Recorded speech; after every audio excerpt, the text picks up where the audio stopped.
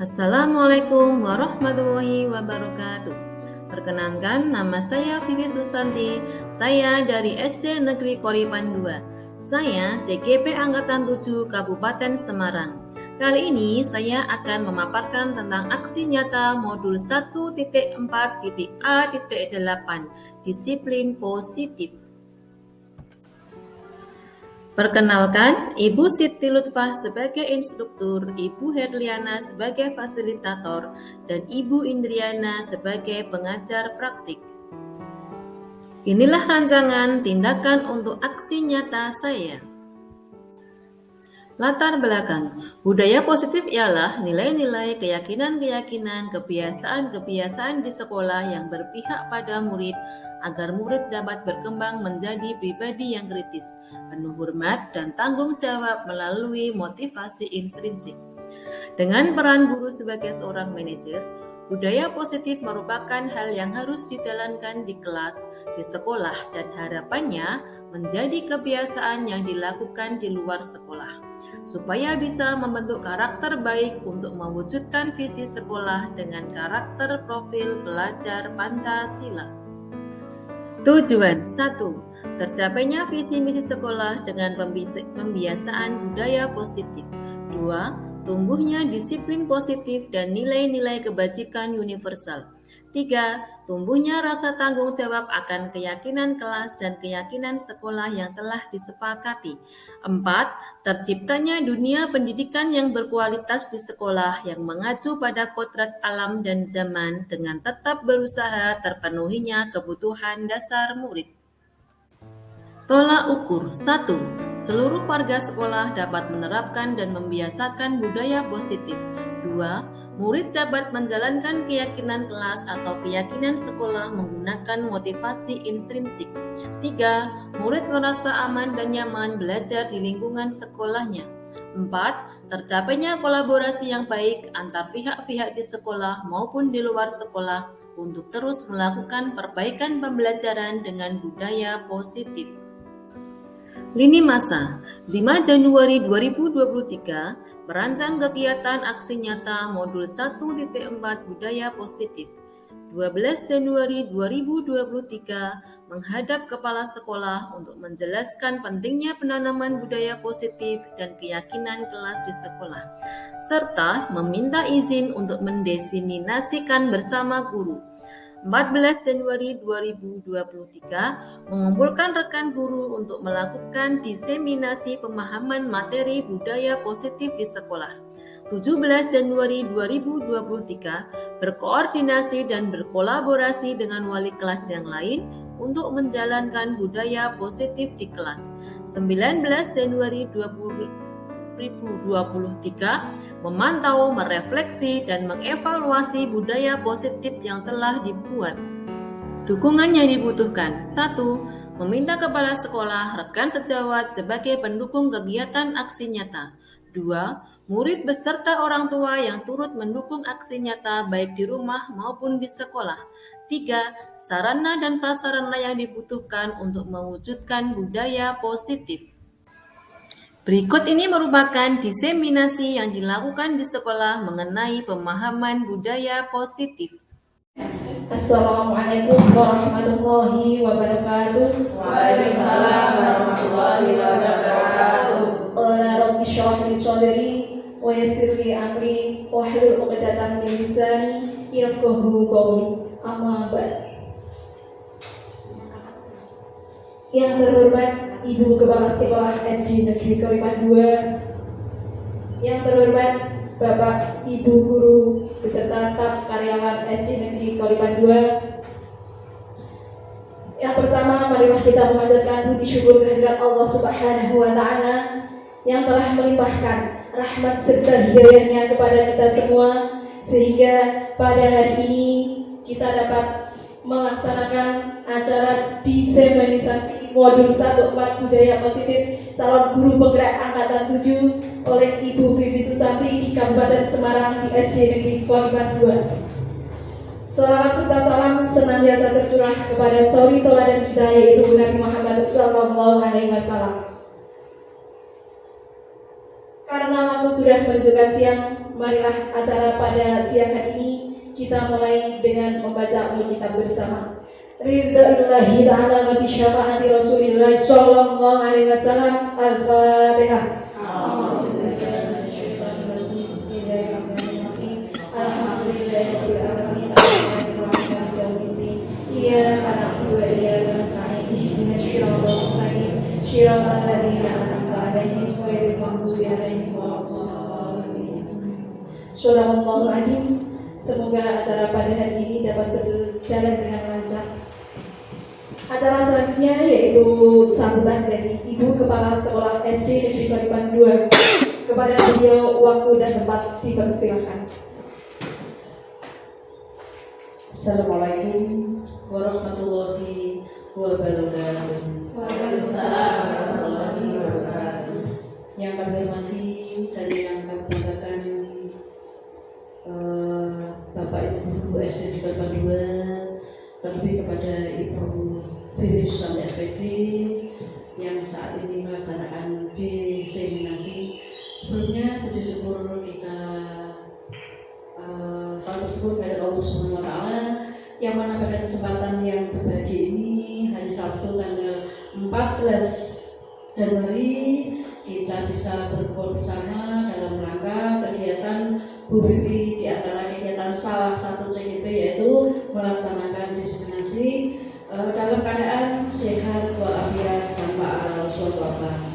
Pada hari ini kita akan bersama dengan baca tahmid bersama-sama.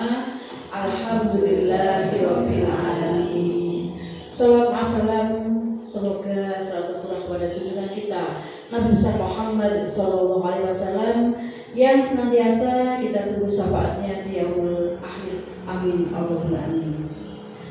Yang pertama saya ucapkan kepada Ibu Vivi Susanti yang telah ikut dalam CGP Guru Penggerak di Angkatan 7 yang saat ini hari ini melaksanakan di antara tugas CGP yaitu melaksanakan diseminasi modul 1.4 budaya positif di SD Negeri Kalipan 2. Semoga nanti dari awal sampai akhir bisa berjalan lancar tanpa aral suatu apa. Nah, untuk Bu Vivi Susanti yang saat ini di SD Negeri Kalipan 2 menjadi salah satunya CGP di Angkatan 7, semoga dengan CGP yang diikuti Bu Vivi ini menjadikan motivasi, menjadikan teman-teman yang lain untuk mengikuti seperti Bu Vivi yang saat ini sudah sedikit yang belum ya, yang sudah mendaftar. Semoga nanti bisa lulus seperti Bu Vivi. Begitu juga yang saat ini mungkin belum bisa mendaftar dikarenakan kriteria masa kerja. Semoga nanti kalau sudah mencapai pada kriteria, semua Bapak Ibu Guru di SD Kalipan 2 bisa mengikuti kegiatan seperti yang Bu Vivi laksanakan. Sementara dari saya hanya itu untuk memotivasi Bu Vivi dan teman-teman. Saya akhiri. Wassalamualaikum warahmatullahi wabarakatuh. Waalaikumsalam warahmatullahi wabarakatuh. Terima kasih saya ucapkan semoga apa yang disampaikan oleh beliau Ibu Kepala Sekolah SD Negeri Kalipan 2 membawa manfaat buat kita semua. Amin. Acara selanjutnya yaitu acara diseminasi yang akan disampaikan oleh beliau Ibu Vivi Susanti SPD. Kepadanya waktu dan tempat dipersilakan.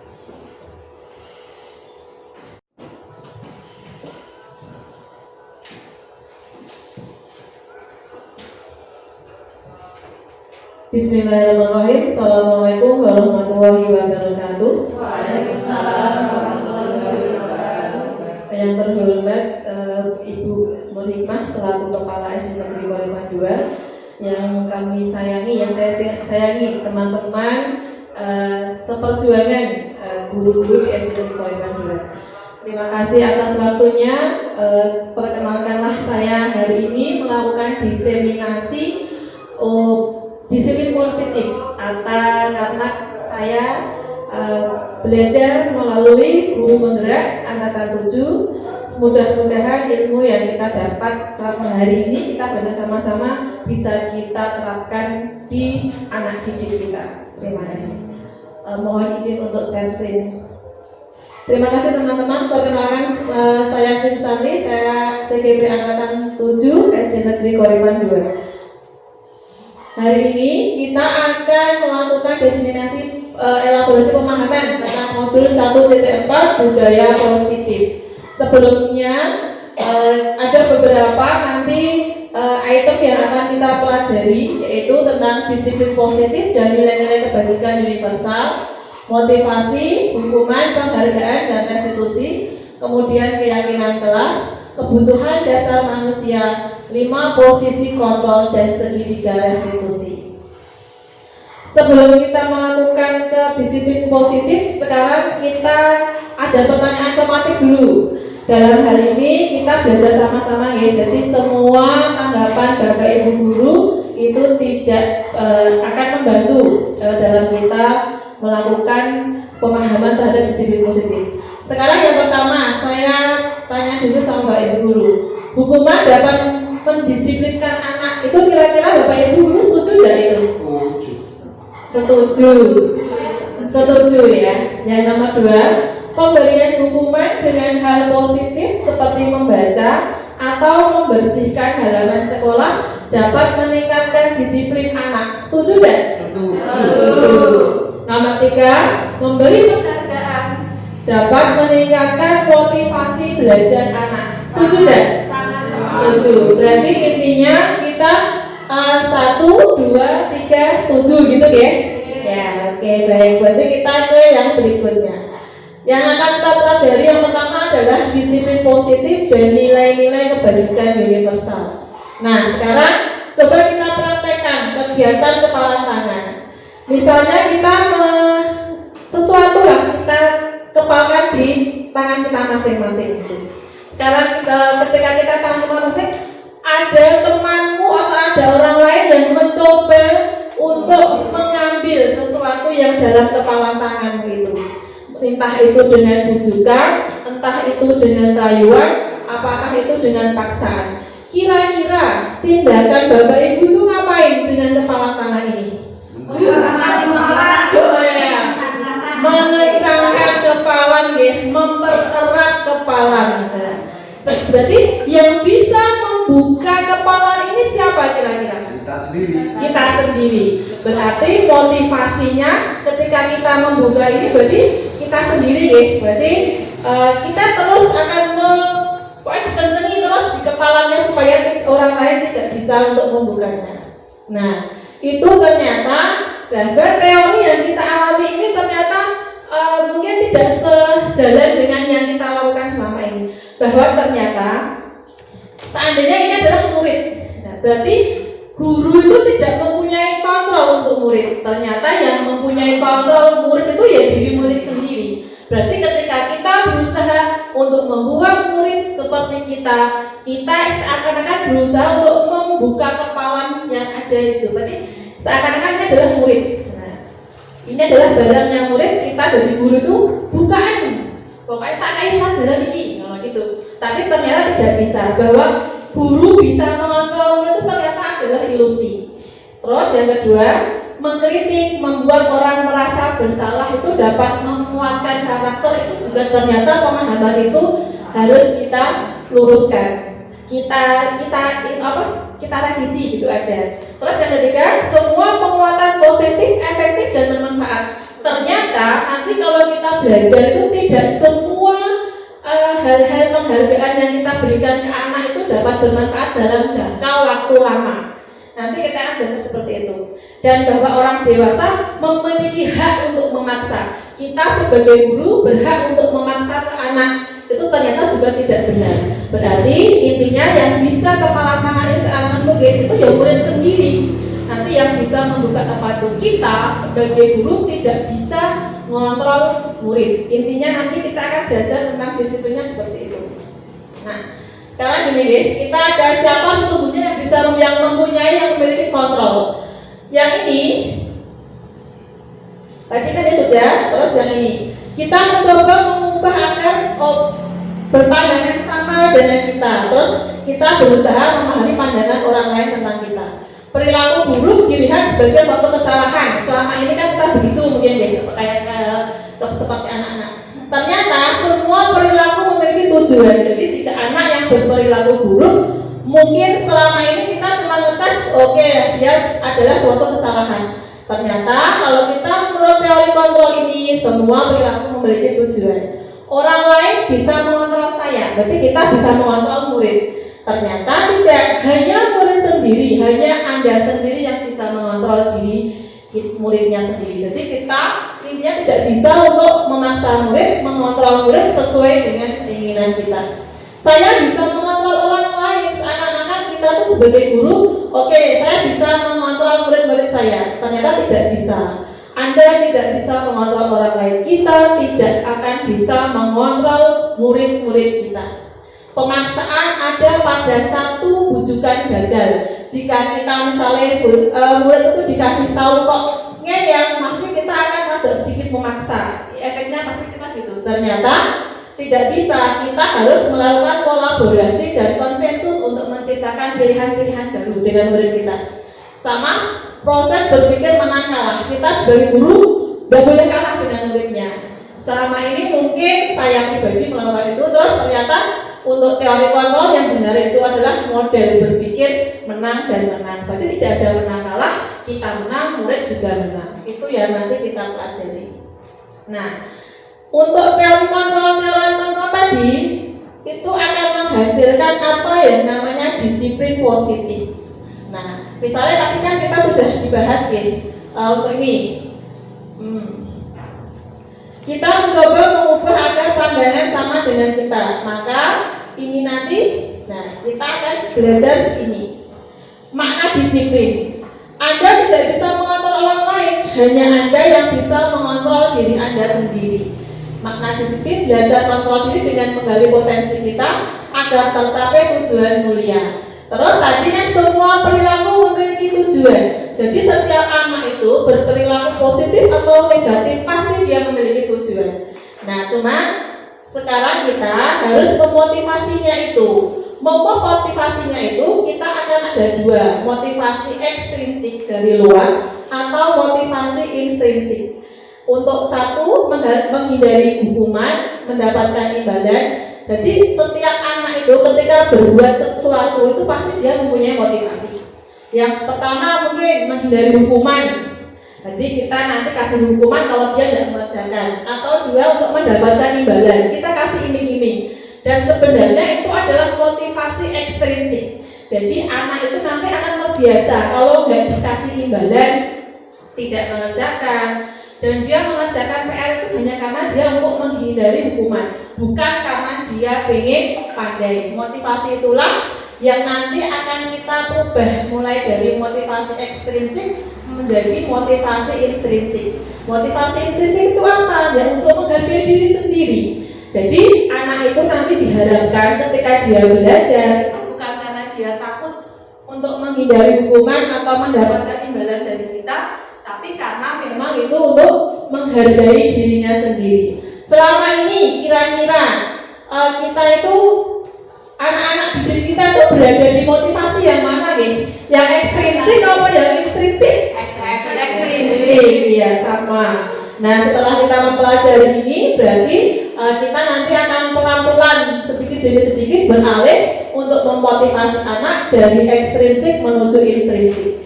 Nah itu kan karena kita tadi itu bahasa. Terus sekarang model berpikir menang dan menang. Tadi kan kalau selama ini mungkin saya pribadi masih ada menang dan kalah. Saya sebagai guru harus menang sama murid, maksud murid harus menang. Nah ternyata untuk teori kontrol itu kita akan menggunakan model belajar menang dan kolaborasi dan konsensus menciptakan pilihan baru. Ada 5 posisi kontrol di sini sebagai guru. Berarti kita itu sebagai guru sebenarnya mempunyai 5 posisi kontrol. 1 sebagai penghukum, 2 sebagai pembuat rasa bersalah, 3 sebagai teman, 4 sebagai pemantau, dan yang terakhir adalah sebagai manajer. Untuk posisi 1, 2, 3, 4, ketika kita memposisikan diri seorang guru sebagai penghukum dan pembuat rasa bersalah, berarti untuk dia motivasinya menghindari hukuman gitu. Misalnya yang terlambat nanti masuk EC itu seperti saya ya, itu ya, seperti itu pembuat itu nanti berarti anak itu dan terlambat cuma karena dia menghindari hukuman dari saya, itu seperti itu. Misalnya pembuat rasa bersalah gitu, waduh guru gelomen, nah itu ternyata juga nanti dia endingnya itu juga hanya menghindari hukuman. Terus sebagai teman atau sebagai pemantau itu misalnya kalau sebagai pemantau itu kita punya checklist. Jadi sebagai teman tahu ya, maksudnya ayolah, maksud tolonglah Bu Guru, jadi anak jangan nakal, itu kita memposisikan diri sebagai teman. Nah kalau sebagai pemantau kita checklist, anak saya hadirnya 3 kali nanti dapat imbalan, nah itu. Dan sebagai pemantau, teman atau pemantau pun ternyata endingnya itu hanya akan menumbuhkan motivasi ekstrinsik gitu. Jadi posisi kontrol yang harus kita raih adalah kita sebagai seorang manajer, meskipun itu tidak mudah, terutama untuk saya sendiri. Nah terus untuk realitas kebutuhan kita yang berbeda, kita berusaha memahami pandangan orang lain tentang dunia. Ternyata setiap orang manusia itu mempunyai 5 dasar kebutuhan. Misalnya kebutuhan bertahan hidup, kebutuhan penguasaan, kasih sayang telah diterima, terusan kesenangan sama kebebasan. Jadi setiap hal positif itu berarti biasanya kebutuhan ini sudah tercukupi. Manakala anak didik kita melakukan hal yang negatif, biasanya ada salah satu kebutuhan ini yang belum tercukupi dengan baik. Itu nanti. Nah dari uraian tadi berarti kita dapat simpulkan ya makna disiplin. Disiplin itu sebenarnya berasal dari bahasa Latin disiplina yang artinya belajar. Terus disiplin membuat orang menggali potensinya menuju sebuah tujuan yang ia hargai, bukan karena menghindari hukuman atau bukan karena ingin memperoleh penghargaan.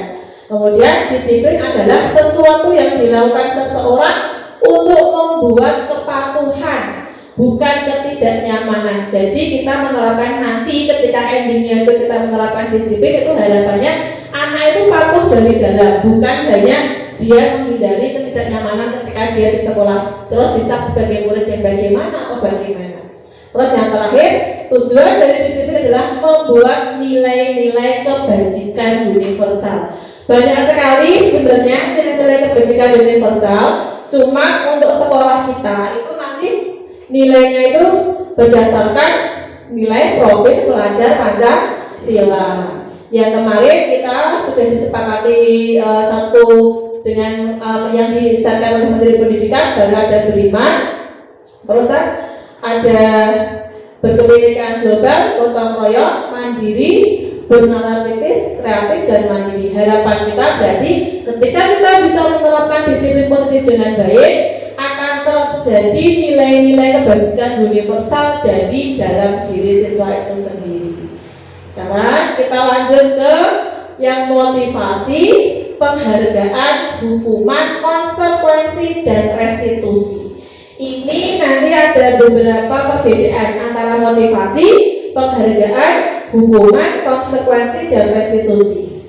Nah sekarang tadi kan kita belajar ya, untuk menghindari ketidaknyamanan itu termasuk eksternal. Untuk mendapatkan imbalan masuknya eksternal, dan untuk menghargai diri sendiri masuknya internal. Nah sekarang sebenarnya kenapa sih kita harus belajar disiplin positif?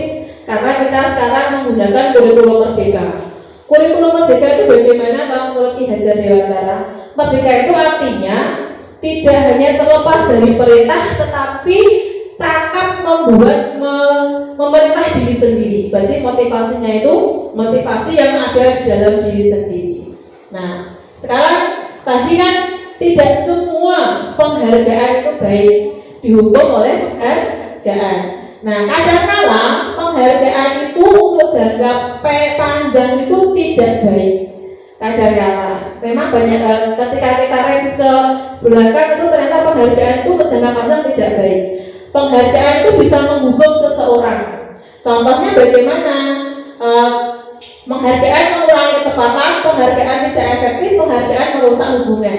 Kalau misalnya untuk penghargaan perusahaan hubungan begini, kadang-kala kita itu terlalu berlebihan ketika anak itu misalnya ranking 1 terus.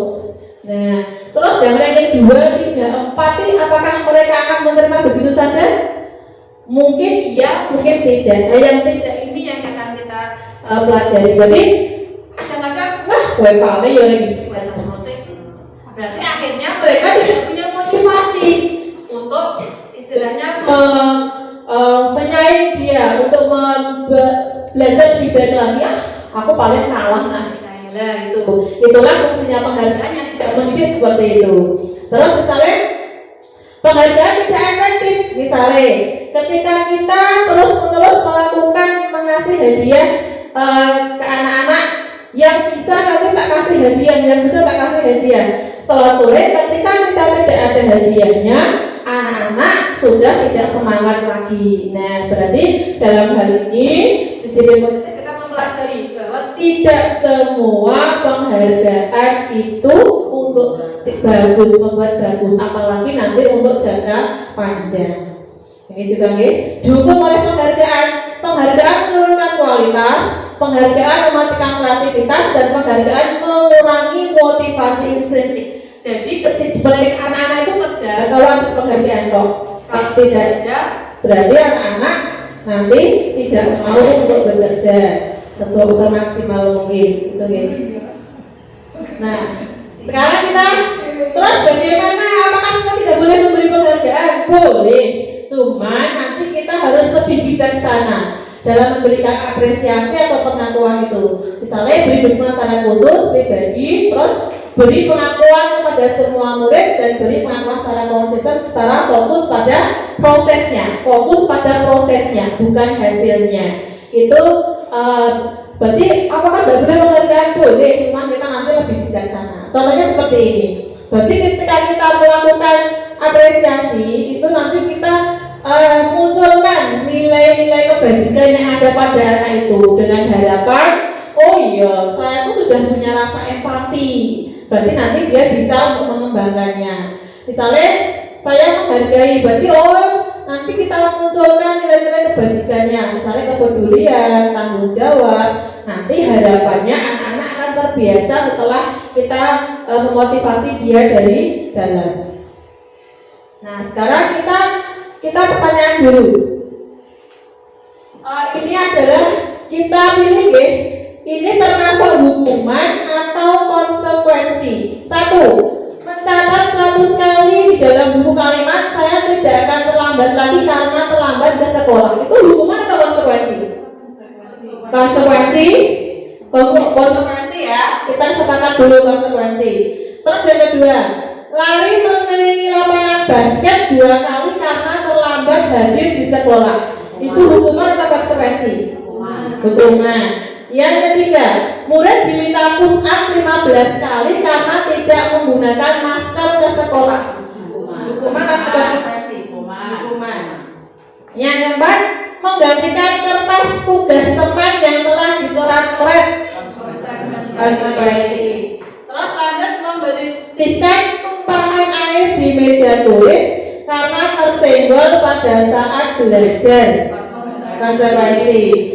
Murid disuruh untuk mengenakan sepatu seharian di sekolah karena tidak mengenakan sepatu hitam.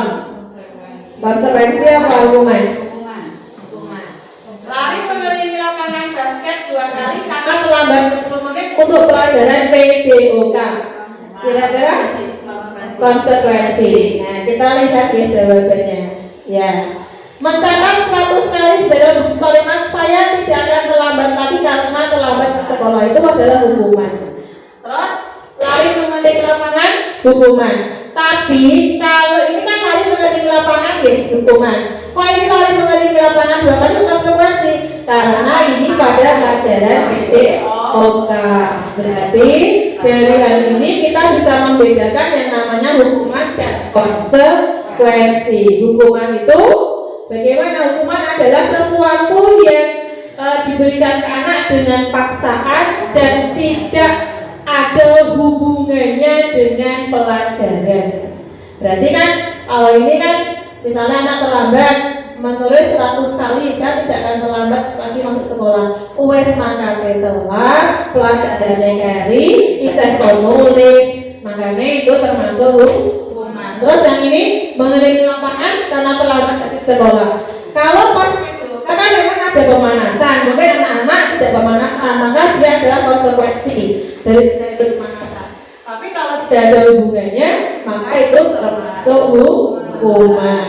Kalau menggantikan kertas teman, itu memang sudah konsekuensi. Berarti kita sudah hari ini belajar tentang hukuman dan konsekuensi. Nah, perbedaannya apa ya hukuman sama konsekuensi? Di sini bisa kita lihat. Kalau hukuman adalah yang menyakitkan yang harus terjadi. Kalau yang konsekuensi yang harus terjadi.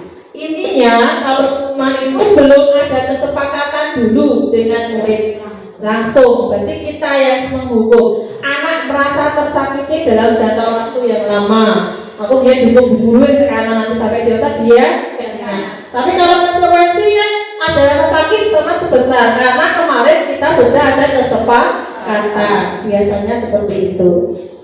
Terus kita lanjut. Setelah ada hukuman, ada konsekuensi, terus nanti akan ada restitusi. Restitusi adalah proses menciptakan kondisi bagi murid untuk memperbaiki kesalahan mereka sehingga mereka bisa kembali pada kelompok mereka dengan karakter yang lebih kuat. Berarti jika anak melakukan kesalahan, kita akan memberikan pengarahan restitusi, bukan hukuman, bukan konsekuensi, dengan harapan ketika anak kembali ke mereka nanti akan dengan karakter yang lebih kuat. Ciri-ciri restitusi ada 9. Bukan untuk menebus kesalahan, namun untuk belajar dari kesalahan. Memperbaiki hubungan, tawaran bukan paksaan. Restitusi menuntut untuk melihat ke dalam diri, mencari kebutuhan dasar yang mendasari tindakan. Sama restitusi adalah cara yang paling baik. Terus fokus pada solusi. Lanjut, di sini intinya itu antara hukuman, konsekuensi, dan restitusi. Restitusi adalah bagaimana cara kita untuk menggali potensi anak dalam hal dia memperbaiki kesalahannya. Itu restitusi. Berarti kita nanti akan ada langkah-langkah restitusi yang akan nanti kita pelajari. Kemudian kita akan belajar ke keyakinan kelas dulu. Nah, keyakinan kelas itu bagaimana? Mengapa sih di kelas itu tidak peraturan saja? Mengapa harus keyakinan kelas? Nah, Bapak Ibu bisa komentar ya. Kan selama ini kita ada peraturan kelas. Nah, sedangkan nanti kita peraturan itu akan kita kembali ke keyakinan kelas. Keyakinan kelas itu yang bagaimana loh? Yang kenapa sih tidak peraturan saja? Gitu. Monggo Bapak Ibu silakan untuk memberikan pendapatnya. Mengapa harus keyakinan kelas? Mengapa tidak peraturan? Di sini bisa saling sharing ya. Karena keyakinan kelas itu lebih memunculkan motivasi intrinsik atau motivasi dari dalam pada selain peraturan-peraturan. Kalau peraturan kan harus taat. Nah, konsekuensinya kalau nggak taat dihukum. Kalau nggak dihukum paling diberi penghargaan. Jadi motivasinya baru dari luar. Kalau keyakinan maksudnya saya yakin itu akan memunculkan motivasi intrinsiknya. Jadi motivasinya dari dalam dan itu akan lebih kuat dan tidak akan terbantahkan oleh pengaruh-pengaruh dari luar. Nah, harapannya ketika nanti selama ini, terutama saya pribadi, itu saya masih membuat peraturan kelas. Nanti setelah saya dapat pembelajaran, peraturan kelas itu nanti akan sedikit-sedikit berubah menjadi keyakinan kelas. Keyakinan kelas nanti lama-kelamaan akan membuat lingkungan-lingkungan positif yang berasal dari internal, intrinsik. Setelah itu akan termuncullah tentang budaya positif. Nah, sekarang coba dilihat yang mana sih yang keyakinan kelas? Ada datang tepat waktu mengucapkan salam. Nah, menjaga kebersihan sekolah, berdoa sebelum sudah kegiatan aktif dan pembelajaran sama tertib. Sama yang ini, kesepakatan kelas. Kami guru dan murid yang saling menyayangi. Kami murid yang semangat belajar. Kami murid yang peduli dengan teman-teman. Di antara ini dan ini, yang hijau, yang putih, manakah yang bisa kita gunakan untuk keyakinan kelas? Yang putih ya. Berarti inilah bisa membedakan ya. Kalau kesepakatan kelas kan kami guru dan murid yang saling menyayangi. Nah ini bisa untuk keyakinan kelas. Berarti ininya sama, saling menyayangi. Tapi kan kalau ini diharapkan nanti motivasinya dari dalam. Kalau yang kesepakatan hanya kadang-kadang itu cuman ya nanti kita kesepakatan, kalau kan dihukum gitu. Tapi kalau ini nanti akan melahirkan disiplin positif yang nanti yang dapat memunculkan nilai dari dalam. Nah, untuk membuat keyakinan kelas nanti ini bisa menggunakan tabel Y, tabel T, atau menggunakan saya terbiasa dan saya tidak terbiasa gitu biasanya. Misalnya terdengar, lalu berperilaku. Nah, ini nanti ada di dalam tabel yang nanti kita akan pelajari lebih lanjut. Nah, sekarang nilai apa yang akan kita kembangkan melalui keyakinan kelas tadi? Misalnya selalu kembalikan buku ke tempatnya. Berarti ini kira-kira nilai apa ya yang nanti akan kita kembangkan itu? Tanggung jawab. Terus yang nomor 2, dilarang mengganggu orang lain. Kira-kira nilai motivasinya apa nanti ya dari dalam itu? Saling menghormati. Terus hadir di sekolah 15 menit sebelum pembelajaran. Disiplin. Dilarang melawan kekerasan. Berarti menghormati orang lain. Dilarang menggunakan narkoba. Misalnya itu untuknya berarti tentang kesehatan ya. Bergantian atau menunggu giliran? Tertib, mungkin disiplin, boleh menggunakan masker untuk alasan apa berarti? Kesehatan. Jangan berlari di kelas atau koridor. Menggunakan keselamatan. Nah, ini guys, tanggung jawab, menghormati orang lain. Nah, menghormati komitmen, keselamatan sama kesehatan untuk yang narkoba itu. Nah, sekarang kita ke kebutuhan dasar manusia. Sebelum kita ke kebutuhan dasar manusia, kita ice breaking dulu sebentar. Break dulu.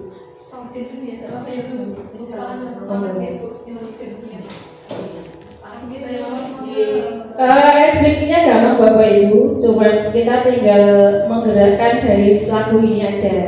Jadi misalnya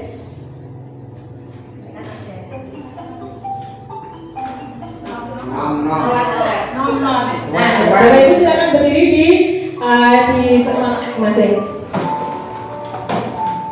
Saya kembali dulu, izin. Boleh pakai tangan aja.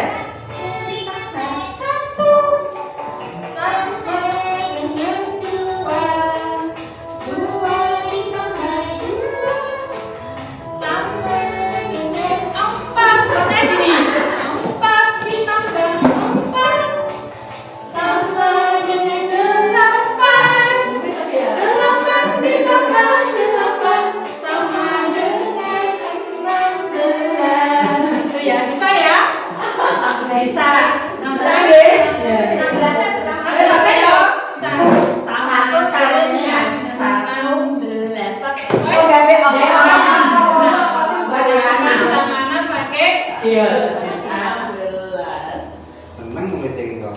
Saya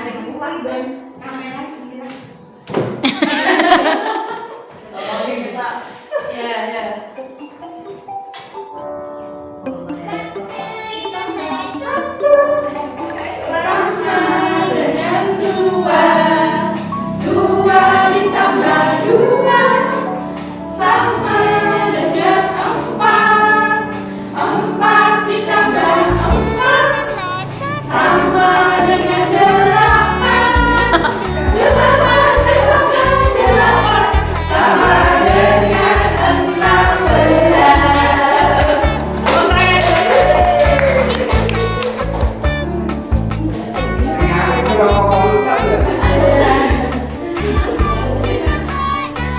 Oke, terima kasih. Kita lanjut ke berikutnya.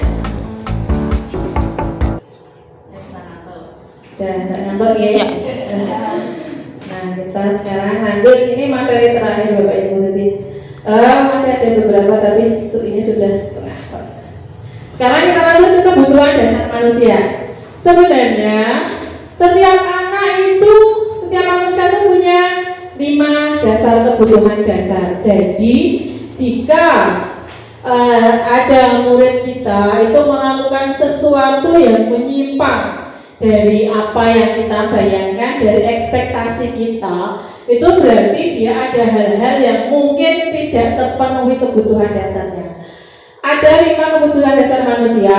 Yang pertama adalah bertahan hidup, ya. Terus cinta dan kasih sayang, kebebasan, kesenangan, dan kekuasaan. Misal ada anak yang selalu saja dia itu di kelas tuh gocek, nggak bisa diem. Mungkin ada kebutuhan dia yang tidak terpenuhi ketika di rumah. Mungkin ada kebutuhan kebebasan atau kesenangan yang tidak terpenuhi. Ada mungkin anak itu di rumah sama orang tuanya itu harus begini, harus begitu. Nah, ketika di sekolahan dia akan mencari kesenangan, mungkin dari temannya, mungkin membuat rusuh. Nah, itu karena mungkin di rumah kurang ada kebutuhan yang tidak terpenuhi. Misalnya anak yang caper terus gitu, apa-apa harus berguru, berarti mungkin ada cinta dan kasih sayang di rumah yang kurang untuk terpenuhi. Atas dasar inilah setelah kita pelajari, mungkin kita akan lebih bijaksana dalam menanggapi anak-anak kita nanti di kelas. Nah, tadi sudah dibahas sedikit, itu ada 5 posisi kontrol yang harus kita jalankan sebagai guru. Tadi ada sebagai penghukum, sebagai pembuat merasa bersalah, sebagai teman, sebagai monitor atau pemantau, dan juga sebagai manajer. Sekarang kita evaluasi, terutama untuk saya sendiri, sebenarnya posisi kita itu di posisi mana sih kita sebagai guru? Nah, ini kadang kita untuk sebagai penghukum itu bagaimana? Kalau kamu tidak melakukannya, awas ya, rasakan. Nah, itu kata-kata sebagai penghukum. Kalau sebagai pembuat bersalah, kamu seharusnya sudah tahu. Ibu lelah sekali mengatakannya. Ibu stres melihat kamu. Nah, itu berarti dia sebagai rasa bersalah. Kalau sebagai teman, ayolah lakukan demi ibu. Masa kamu tidak mau? Ingat, itu pernah bantu kamu loh. Makanya kamu sekarang bantu. Berarti itu posisi kontrol kita sebagai seorang teman. Kalau sebagai pemantau tuh apa peraturannya? Biasanya dibukakan dulu catatan. Kamu pernah begini berapa kali? Kamu pernah begini. Nah, itu ketika ada catatan-catatannya itu berarti kita sebagai pemantau. Misalnya kita membuat buku BK ya, berarti kan intinya kita sebagai pemantau, sebagai murid, karena ada catatan-catatannya seperti itu. Nah, posisi yang harus kita kejar, yang wajib kita laksanakan itu sebagai seorang manajer. Cuman memang tidak semudah itu, terutama untuk saya sendiri. Nah, itu tapi kita kan setelah kita tahu, makanya kita nanti belajar sedikit demi sedikit. Berarti sebagai manajer bagaimana? Apa yang kita yakini? Nah, dengan keyakinan kelas itu kita flashback dulu anak-anak. Misalnya mengajukan pertanyaan-pertanyaan, apa yang bisa kau kerjakan untuk memperbaiki masalah ini ketika anak melakukan kesalahan ya. Terus menguatkan pribadi murid, terus murid melakukan dirinya sebagai individu yang positif dalam dunia berkualitas.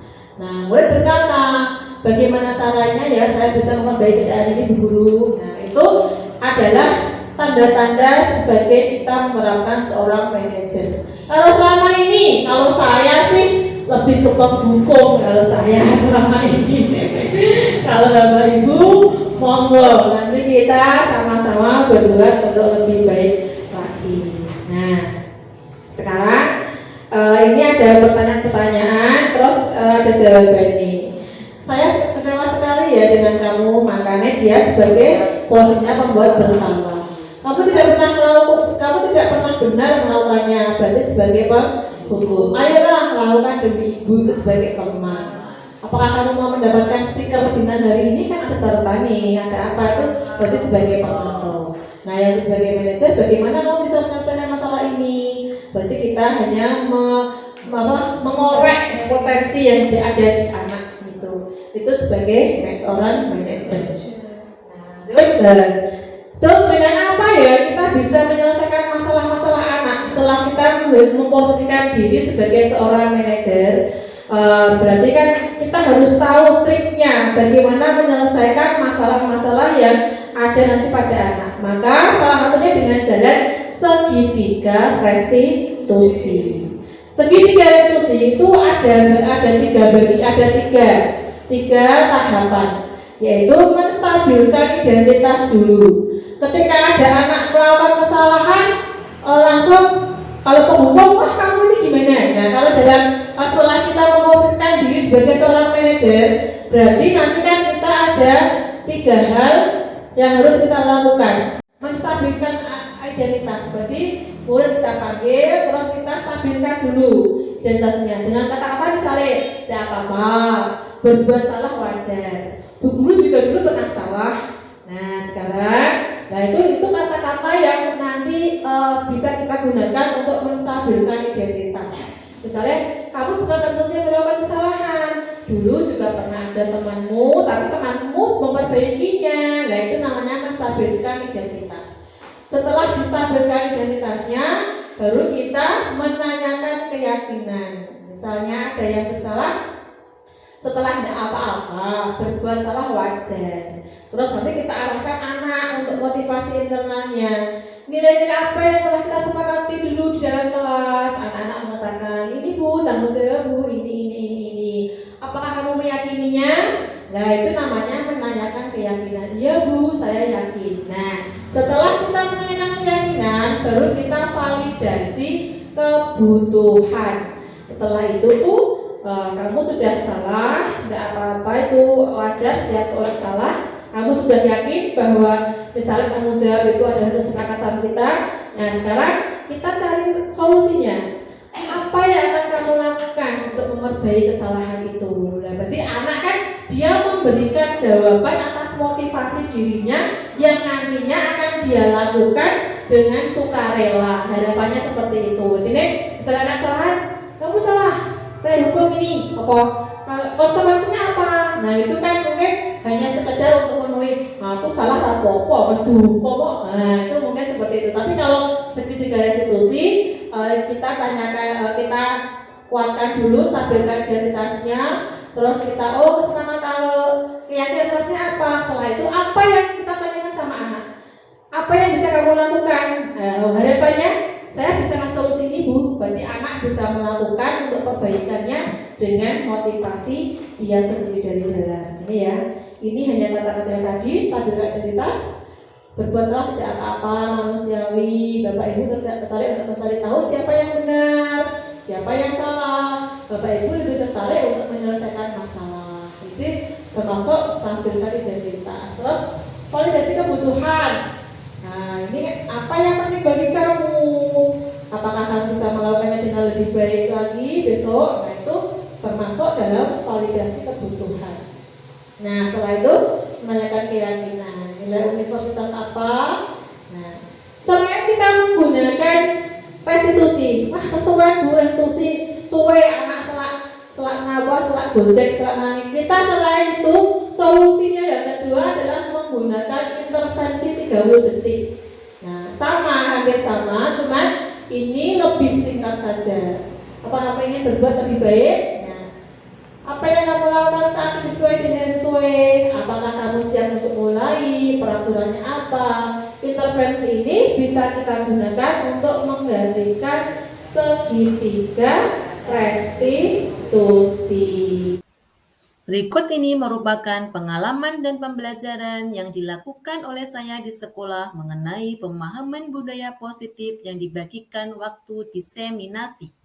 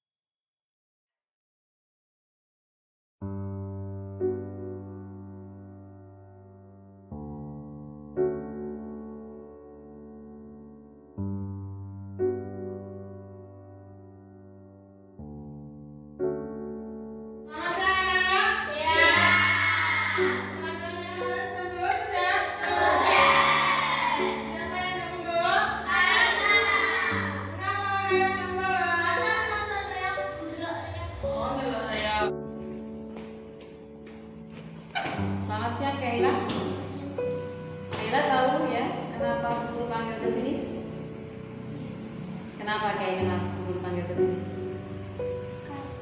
Karena saya tidak mengajarkan tugas keterampilan. Oh iya, tidak mengerjakan tugas keterampilan ya.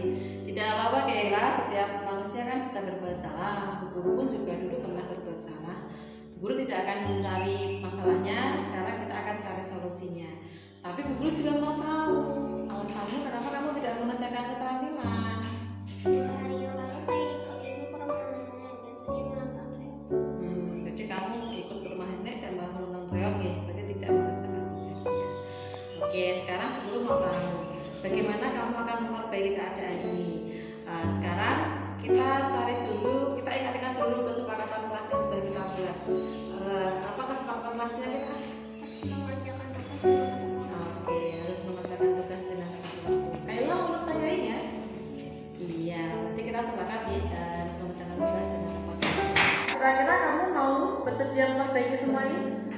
Oke, kalau kamu mau memperbaiki semua ini, kamu mau menjadi orang yang seperti apa? Oh ya, bertanggung jawab ya. Kita mengerjakan tugasnya sesuai dengan tepat waktu. Oke. Apa sih perasaan kamu jika kamu menjadi orang yang bertanggung jawab? Ya bangga lah Bu sama diri saya sendiri.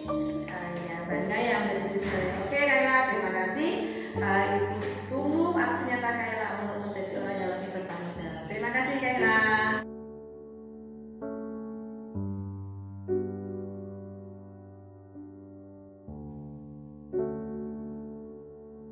Waalaikumsalam. Bu, Hafizah nangis-nangis karena bukunya teman-temannya disobek-sobek. Ya, ke sana. Terima kasih ya Mas Fadli. Selamat siang Haliza. Siang Bu. Haliza tahu ya kenapa guru panggil ke sini? Iya Bu. Oh iya. Habisnya tadi kamu sangat marah sekali kayaknya ya. Iya Bu. Kenapa sih marah? Padahal kan ya marah itu biasa ya, guru sudah tahu. Maksudnya guru juga kadang-kadang juga mengalami marah. Guru mau bertanya, kenapa sih kamu marah? Tapi kan kamu pasti ada sebabnya marah. Pas tadi saya mengerjakan tugas, si Edo mencoret-coret buku saya ya marah Bu. Oh ya, tidak apa-apa. Marah itu lumrah, marah itu wajar. Nah, sekarang kita ingat-ingat kembali ya kesepakatan kelas kita. Apa sih kesepakatan kelas kita itu? Saling menghormati. Oh iya, saling menghormati ya, saling menyayangi, saling menerima. Halisa percaya dengan keyakinan kelas itu? Percaya Bu. Oke, percaya. Kira-kira Halisa, kamu mau memperbaiki masalah ini? Mau Bu. Nah, kalau kamu memperbaiki masalah ini, kamu mau jadi orang seperti apa? Sabarlah, tidak marah-marah, menghormati. Oke, sip, bagus. Bagaimana sih rasanya Halisa jika seandainya kamu jadi orang yang sabar, tidak marah-marah? Senang Bu dengan diri sendiri. Oh iya, senang ya, lebih sabar, hatinya lebih tenang. Terima kasih Halisa. Bu Guru tunggu untuk Halisa menjadi orang yang lebih sabar. Terima kasih. Perkenalkan, nama saya Kalika Delia. Saya bersekolah di SD Negeri Pelipan 2. Perasaan saya sangat senang ketika Bu Guru melakukan restitusi. Bu Guru tidak marah-marah jika saya melakukan kesalahan. Terima kasih. Perkenalkan, nama saya Hafizah Syifa Nurani. Saya kelas 4. Saya sekolah di SD Negeri Pelipan 2. Saya sangat tergugah ketika Bu Guru melakukan restitusi. Saya tidak dimarahi ketika saya melakukan kesalahan. Terima kasih.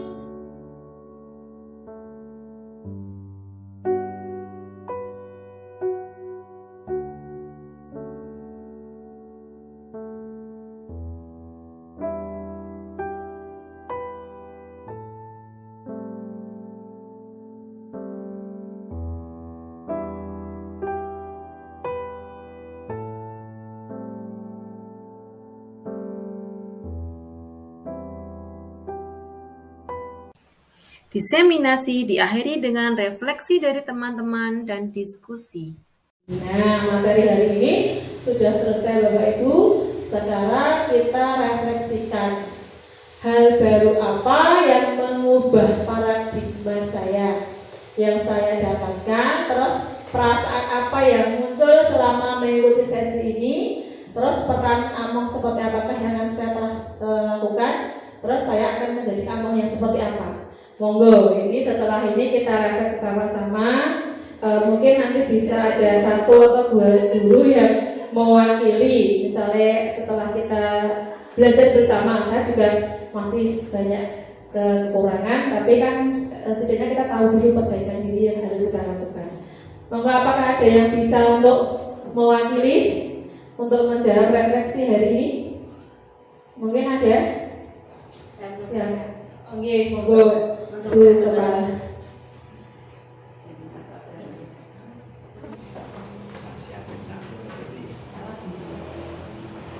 Terima kasih atas waktunya.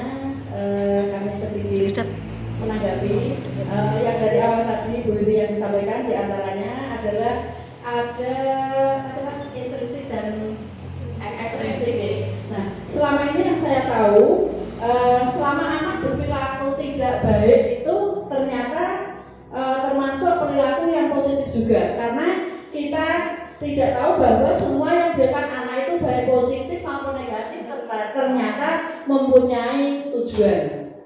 Mungkin diantaranya itu Mbak Wi. Iya. Nah, maka dari itu setiap kita melihat anak didik kita yang melakukan baik itu positif maupun negatif itu semuanya mempunyai tujuan. Terima kasih Bibi. Mungkin yang lain bisa menambahkan. Ini Bapak Ibu, saya mohon untuk refleks teman-teman. Untuk yang teman-teman lain nanti bisa menuliskan di kertas gigi nanti supaya kita bisa menghemat waktu, dan nanti kita akan bacakan pada dengan berapa. Mohon untuk menuliskan. Saya berikan dulu.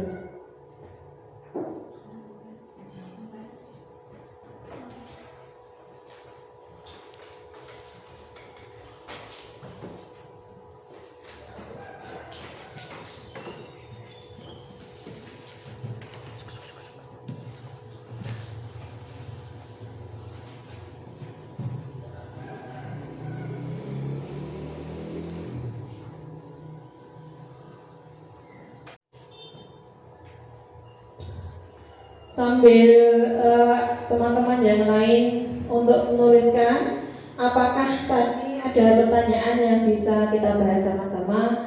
Mungkin sambil kita bahas, misalnya kalau saya bisa, mungkin ada yang kurang jelas atau bagaimana, boleh silakan ditanyakan.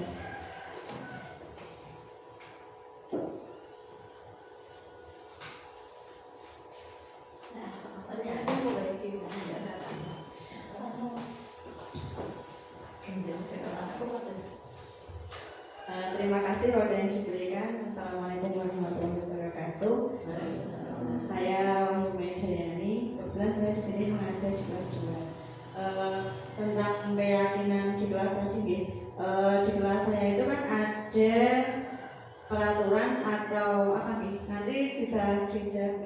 Itu termasuk peraturan atau hukuman atau yang lain. Di kelas saya kan setiap pagi itu ada beberapa anak yang jajan. Nah, setelah itu ke depannya kan saya bilangnya kalau ada yang jajan apa namanya intinya nggak boleh jajan di pagi hari karena biar berusaha sarapan mereka. Nah, itu menurut yang di sini tadi itu sudah termasuk keyakinan kelas apa belum?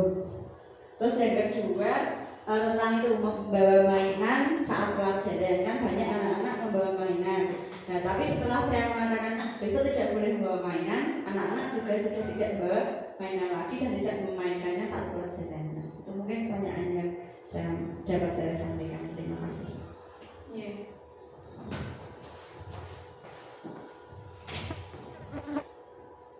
Terima kasih. Saya mencoba nih, kita baca bersama-sama. Kalau untuk masalah tadi yang untuk jajan di pagi hari itu ketika sudah ada kesepakatan, itu berarti kan awalnya kesepakatan. Dan bagaimana kita mau menjadikan itu sebagai keyakinan? Berarti kita buat aja keyakinannya wajib sarapan dari rumah. Dengan begitu otomatis anak-anak nanti tidak jajan. Itu awalnya kesepakatan sudah bisa dilaksanakan dengan baik. Cuman biar nanti ada peningkatan berarti gitu ditambahkan keyakinan. Berarti saya sudah sarapan dari rumah, itu ditulis di kata-kata kesepakatan kelas. Saya harus sarapan dari rumah, itu mungkin sama, mungkin begitu. Untuk yang mainan itu kan karena memang awalnya sudah ada kata-kata yang tidak boleh bawa mainan sekali, tapi anak-anak manut, berarti anak-anak sudah hebat, berarti dia sudah mengerti bagaimana, berarti hanya untuk menjaga ini supaya nanti anak-anak tidak bawa mainan lagi, mainan tidak boleh dibawa ke sekolahan gitu kan, makanya misalnya atau mainanmu saya simpan di rumah gitu aja, nanti kan itu sudah masuk dari kesepakatan begitu. Terima kasih. Untuk yang selanjutnya nanti bisa kita pelajari sambil jalan. Bapak Ibu, terima kasih atas waktunya. Mohon maaf jika ada kesalahan atau salah-salah kata dalam saya menyampaikan. Semoga pembelajaran hari ini bisa bermanfaat untuk kita semuanya. Saya akhiri. Wassalamualaikum warahmatullahi wabarakatuh. Waalaikumsalam warahmatullahi wabarakatuh. Refleksi dari Ibu Guru Dwi Susilowati SPD, Guru kelas 1. Yang pertama, hal baru yang harus saya ubah adalah saya sebagai guru tidak akan menghukum, karena sifatnya hanya sementara. Yang kedua, motivasi yang paling baik adalah muncul dari diri sendiri. Yang ketiga, saya akan membuat kesepakatan kelas sehingga motivasi dari peserta didik bisa terarah. Selama ini, peran saya adalah selalu memberikan hukuman. Refleksi dari Ibu Guru Wahyu Mediayani SPD, Guru kelas 2. Yang pertama, hal baru yang dapat saya terima adalah perbedaan tentang hukuman, konsekuensi, dan restitusi. Yang kedua, perasaan yang muncul selama mengikuti sesi ini tentang makna disiplin dan motivasi intrinsik. Motivasi intrinsik yaitu motivasi dari dalam. Dengan tumbuhnya motivasi intrinsik, ternyata tidak harus ada paksaan dan hukuman. Anak atau peserta didik akan dengan senang hati melakukan hal positif yang berujung positif. Yang ketiga, peran among yang seperti apakah yang akan telah saya lakukan selama ini? Ternyata, apakah saya masih sebagai penghukum? Yang keempat, setelah mengikuti sesi ini, saya akan menjadi among yang manajerial, sehingga peserta didik akan lebih nyaman belajar dengan saya. Refleksi dari Ibu Herlina Putri Tunggadewi SPD, Guru kelas 5. Yang pertama, menerapkan pada diri sendiri bahwa yang bisa merubah murid adalah dirinya sendiri. Bukan kita sebagai guru yang dapat memaksa kehendak agar murid menjadi apa yang kita harapkan. Yang kedua, merubah pemberian hadiah atau penghargaan untuk motivasi intrinsik. Yang ketiga, dapat menjadi manajer yang baik bagi siswa. Yang keempat, memiliki keyakinan kelas. Yang kelima, menerapkan segitiga restitusi dalam pemecahan masalah di kelas. Contoh disiplin positif yang sudah diterapkan rekan sejawat. Pembiasaan literasi pagi. Bimbingan yang dilakukan kepada peserta didik. Pembuatan kesepakatan kelas. Demikian aksi nyata saya. Terima kasih atas perhatiannya. Salam guru penggerak. Wassalamualaikum warahmatullahi wabarakatuh.